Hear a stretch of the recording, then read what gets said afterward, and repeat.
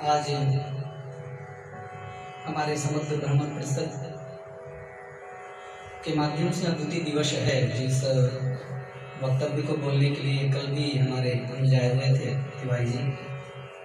आज मुझे लाइव आने का सौभाग्य प्राप्त हुआ है, तो आप सब लोग भी जल्दी जल्दी आ जाओ, विशेष चर्चा करें।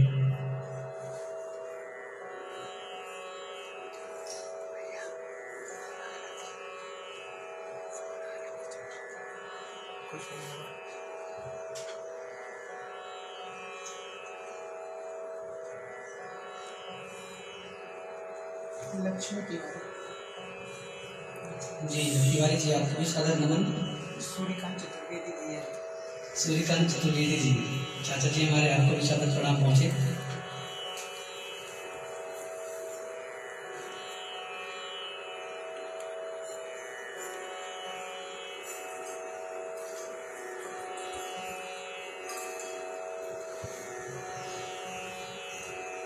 चलिए चर्चा पर आते हैं। आज का जो विशेष चर्चा है, तो सबसे पहले तो मैं स्वयं का परिचय दूं आप लोगों को। मैं राजेंद्र पांडे, पिंडरा। मूलतः मेरा निवास रामपुर का ही है, जो पिंडरा के एकदम सन्निकट है। आज विशेष जो चर्चा के लिए मुझे समग्र ब्राह्मण परिषद छत्तीसगढ़ के द्वारा यहाँ लाइव लाया गया है, उस विशेष चर्चा में आज की जो चर्चा है वो संस्कार संवर्धन का विषय है।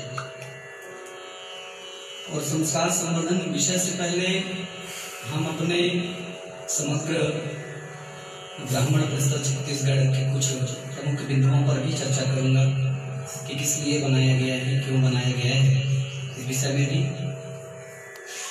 क्योंकि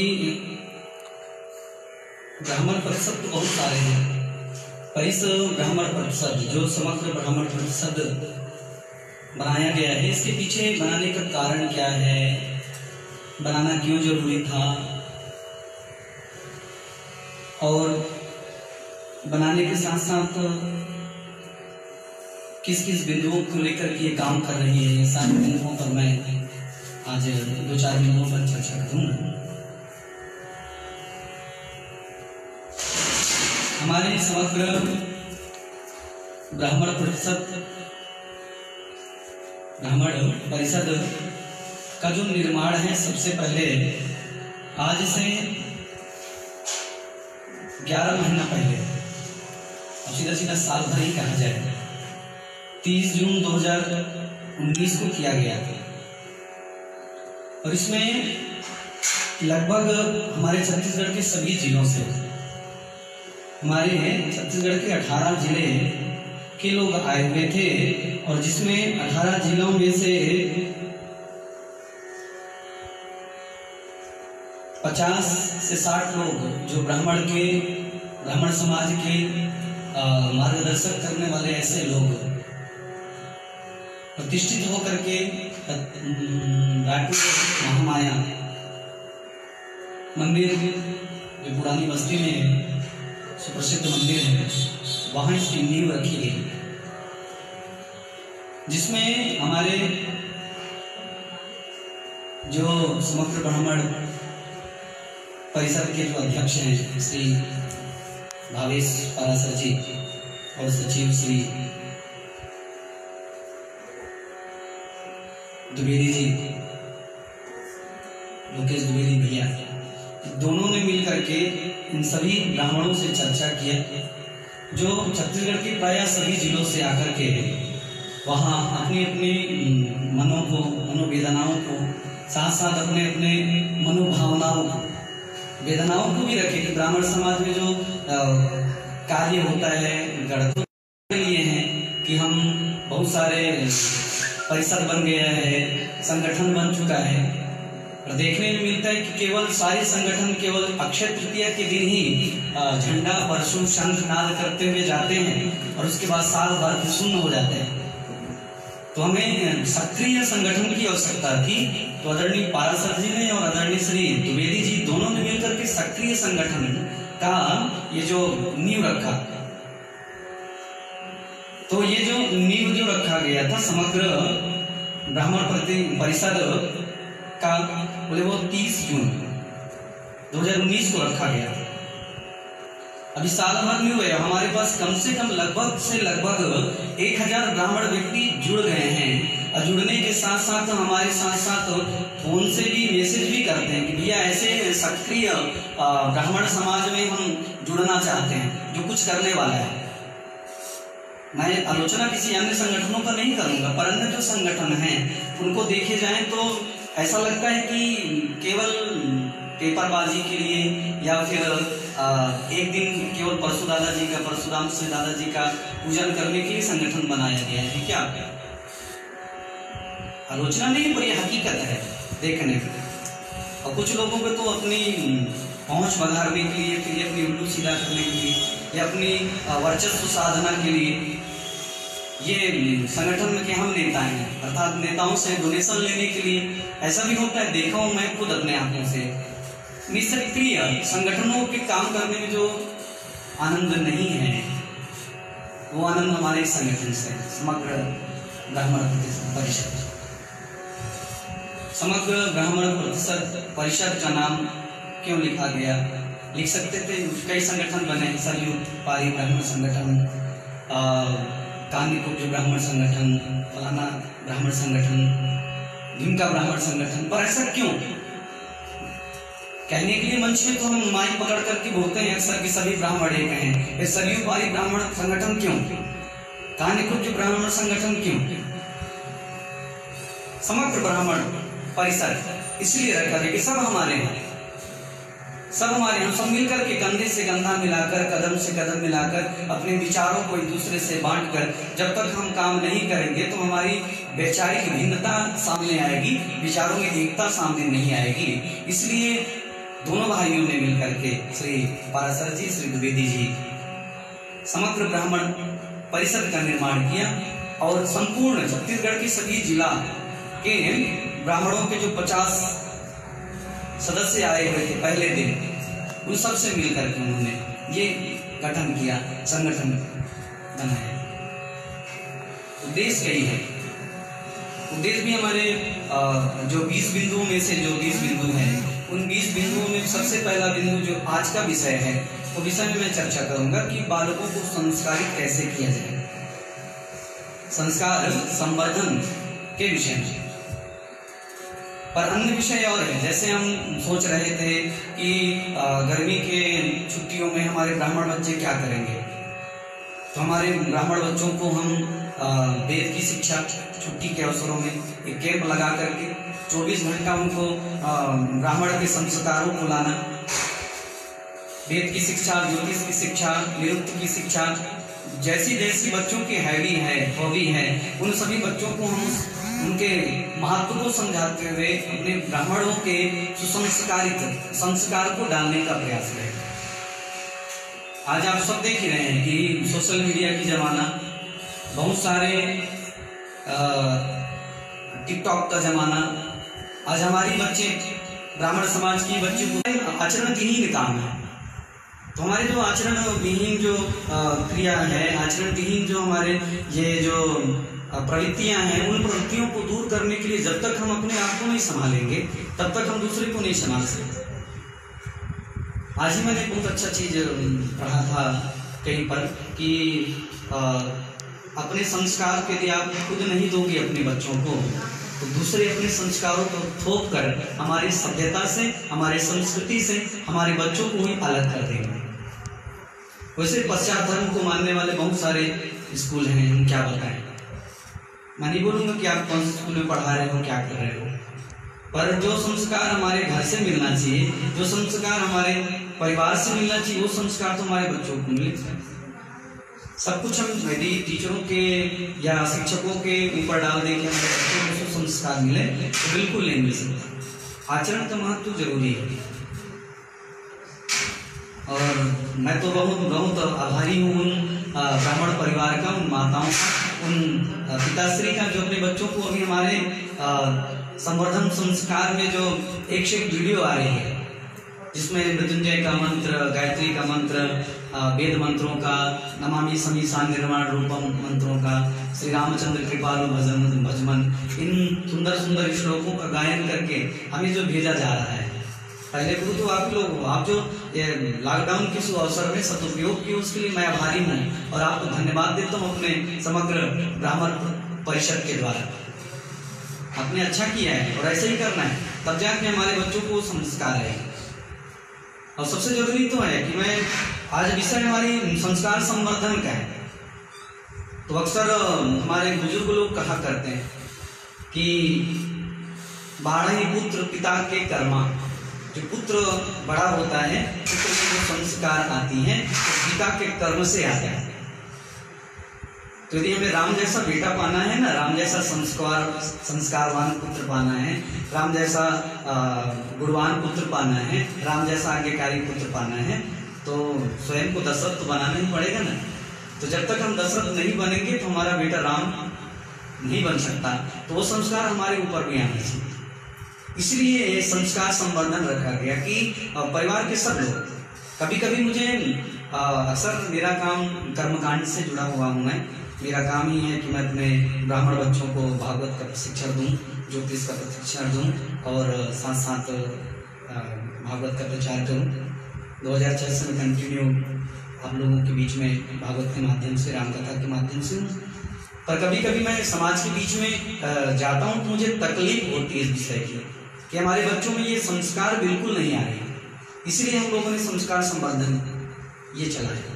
ये तो हमें कैंप के माध्यम से चलाना था, एक समूह के माध्यम से चलाना था, पर हुआ क्या कि ये महामारी थी। महामारी के साथ साथ ये लॉकडाउन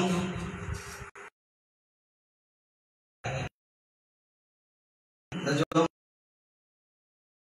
विचार व्यक्त किया कि ऐसा कर लेते हैं कि हम ऑनलाइन संस्कार संवर्धन चलाएं, जो हमारे बिंदु है, पहला बिंदु है बच्चों के प्रति। तो ये जो पहला बिंदु हमारा संस्कार संवर्धन, तो ये जो संस्कार संवर्धन में देखा ना, वीडियो बताया, वीडियो देखने के बाद ही मेरे मन में बहुत हर्ष हुआ कि चलो बच्चों में जो संस्कार आ रही है ठीक आ रही है, पर हमारे बड़ों में आ रहा है। हंसकर बताऊं मैं कि हमारे ही ब्राह्मण समाज के लोगों में, और कहीं नहीं, मैं अपने समाज से हटके नहीं जाऊंगा।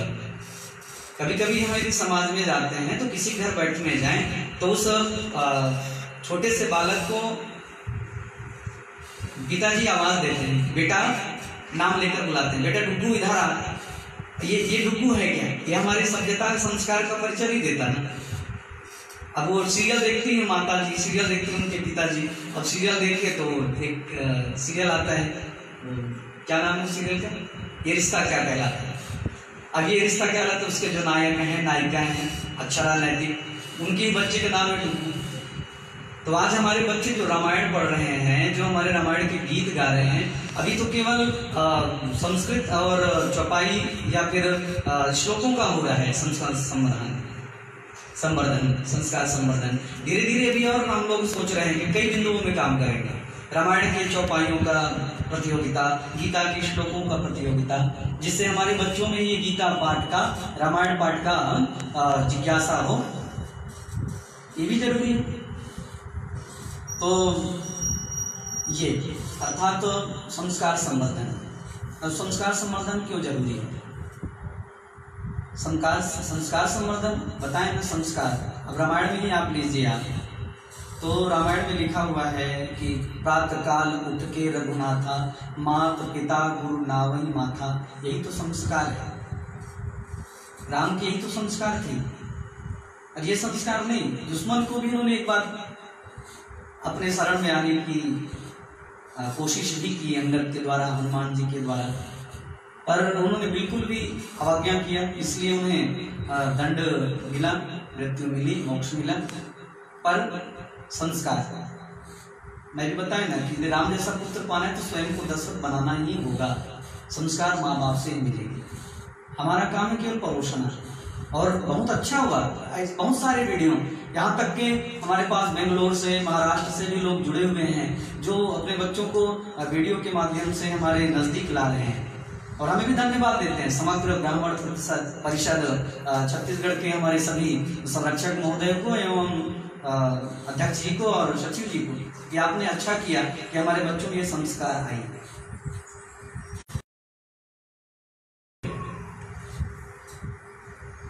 अक्सर वही होता है, क्या बोला जाए। तो संस्कार की बात मैं आगे आऊँ आप लोगों के पास। संवर्धन संस्कार, संवर्धन, सम मतलब बराबर, वर्धन मतलब बढ़ना, संस्कार मतलब संस्कार करते। तो सम मतलब बराबर, जो सबको बराबर की दृष्टि तो देखे। बराबर किसके लिए? जो हमारे आलोचक हैं उनके लिए भी। आलोचक अक्सर अब हमारे समाज में आप देख लो और किसी समाज में नहीं, सबसे ज्यादा आलोचक तो ब्राह्मण समाज में मिलेंगे। हमारे आप देखो कि छत्तीसगढ़ में न जाने कितने संगठन बने हुए हैं। एक जिला में कम से कम 4-5 संगठन आपको तो मिल ही जाएंगे, ब्राह्मण संगठन। कोई सर्वोपरि संगठन, कामपूज संगठन, ये संगठन, वो संगठन। अर्थात ये सिद्ध करके कि हमारी एकता नहीं है, हमारी में एकता नहीं है। और लोग इसी बात को हंसते हैं, हमें देख करके लोग इसी बात को हंसते हैं कि कहते हैं कि 12 ब्राह्मण 13 चूल्हा। ऐसी वाली बात बिल्कुल सिद्ध होती है। ये हमारे दर्शाता है कि हमारे में मानसिक रूप से एकता नहीं है, विचारों में एकता नहीं है, इसलिए तो अलग अलग संगठन बना है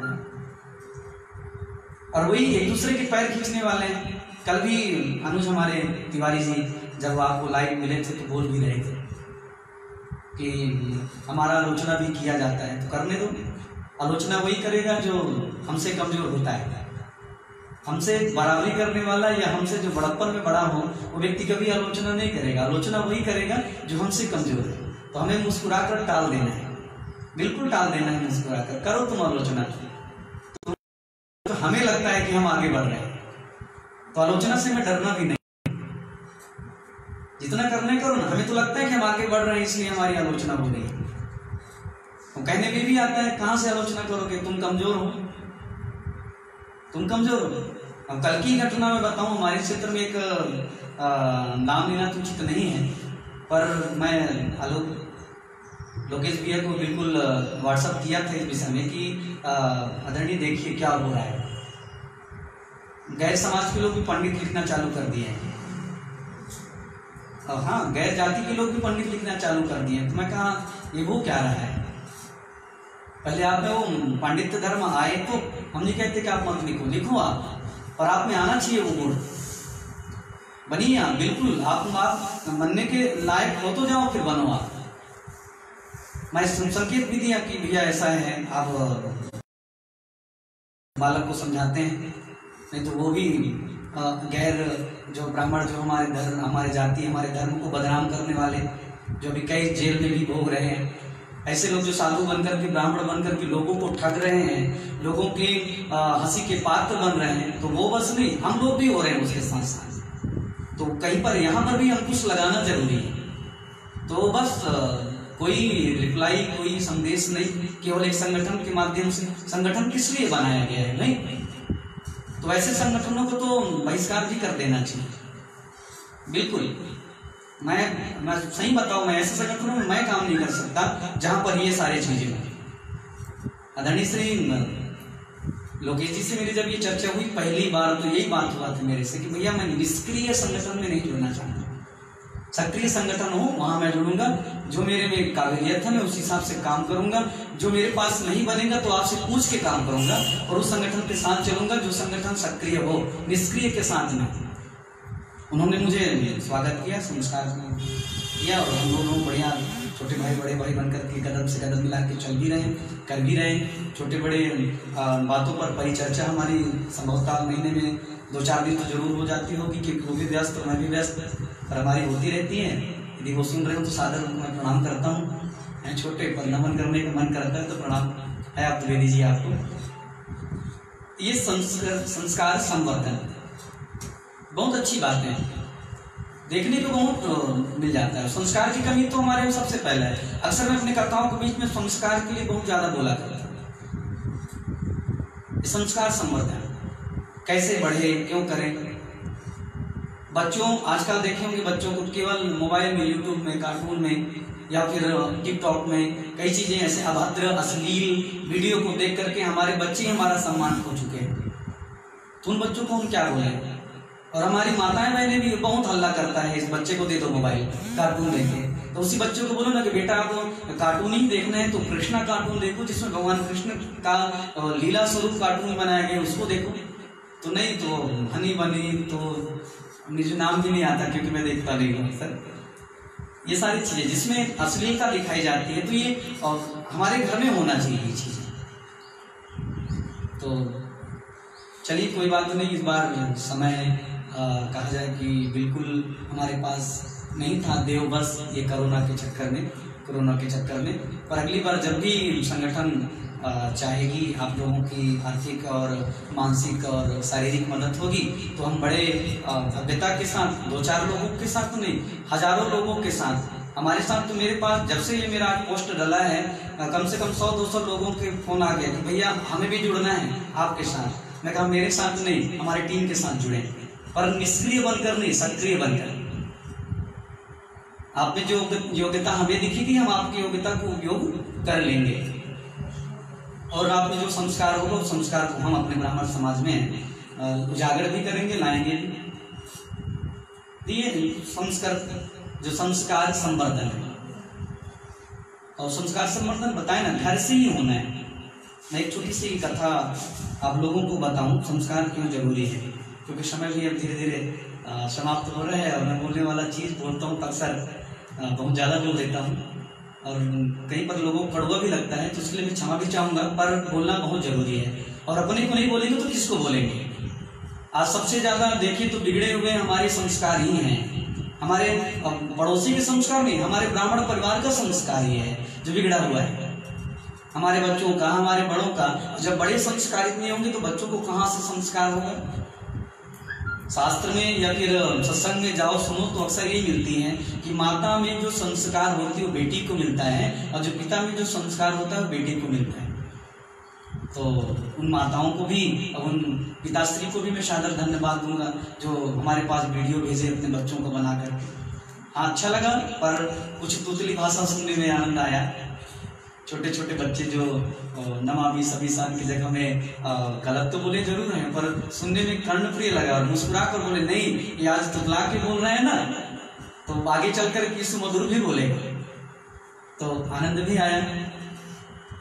हमारे जो अन्य क्षेत्र से भी, मध्य प्रदेश से भी, यूपी से भी, महाराष्ट्र से भी, बेंगलोर से भी कुछ भाई लोग जुड़े हुए हैं जो लाइव भी देख रहे हैं, उन सबको भी मैं सादर प्रणाम करता हूं। और उनके बच्चे के भी पोस्ट हमारे पास आया हुआ है, उनको भी सम्मिलित करेंगे, और आपको तो हम अतिथि बनाकर यहाँ बुलाएंगे भैया, बिल्कुल आप हमसे जुड़े रहिए और हमारे साथ कदम से कदम मिलाकर चलिए। हम भी आपसे कदम से कदम मिलाकर चलते रहेंगे और आनंद लेंगे। अपने समाज की प्रकाष्ठा जब ऊपर बढ़ेगी और आनंद आएगा। 20 बिंदुओं में हमारा ये समग्र ब्राह्मण परिषद कार्य कर रहा है, जिसमें पहला बिंदु है संस्कार संवर्धन।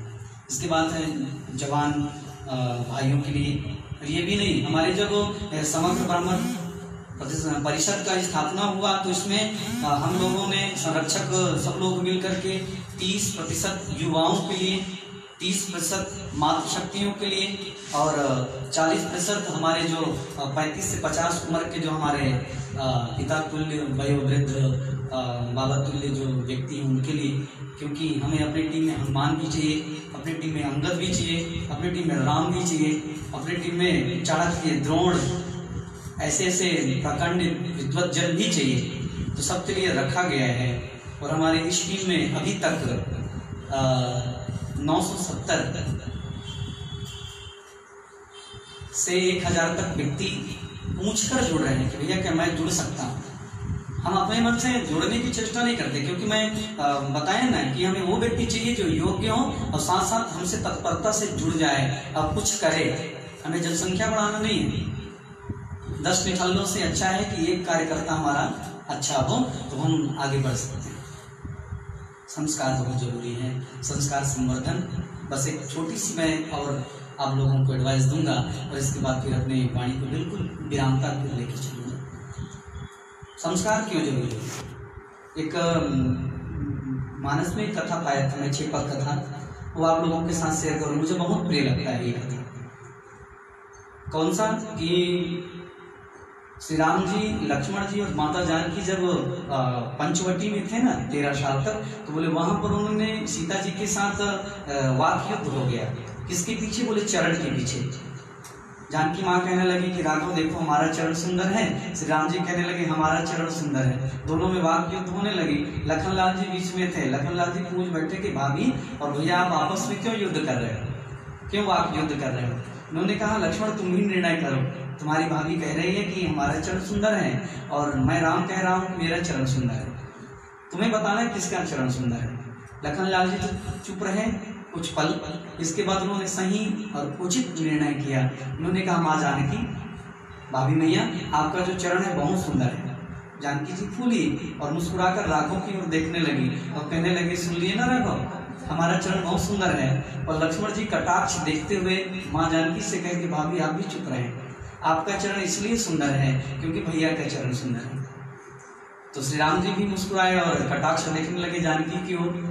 जब जानकी की ओर श्री राम जी देखने लगे तो लक्ष्मण जी उनको भी रोके, बोले भैया आप भी शांत हो जाएं, मुस्कुराइए मत। आपका चरण इसलिए सुंदर है क्योंकि आपका संस्कार सुंदर है, आपका आचरण सुंदर है।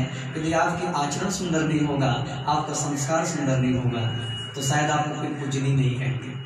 तो ये हमारा समग्र ब्राह्मण परिषद छत्तीसगढ़ आप लोगों के साथ मिलकर के ये छोटा सा प्रयास जो आज विशाल रूप ले रहा है, 1 साल के अंदर जो हुआ भी नहीं है, कुछ दिन बाकी है, अभी 28-29 दिन, बहुत विशाल रूप ले चुका है। और आनंद आता है मुझे आप लोगों के साथ मिलकर काम करने में और आप लोगों से जुड़े रहने में। और ये संस्कार और मैं आप लोगों को बताएं, बिल्कुल अनुकरण करिएगा और आलोचना पर बिल्कुल न डरे। मैं बताया ना, वही व्यक्ति हमारा आलोचना करेगा जो हमारा बराबर नहीं कर सकता। तो बिल्कुल भी आप इस विषय में ध्यान दें। अपनी वाणी को ही विराम दूं और सबको एक बार सादर प्रणाम करता हूँ, सादर नमन करता हूँ। प्रणाम।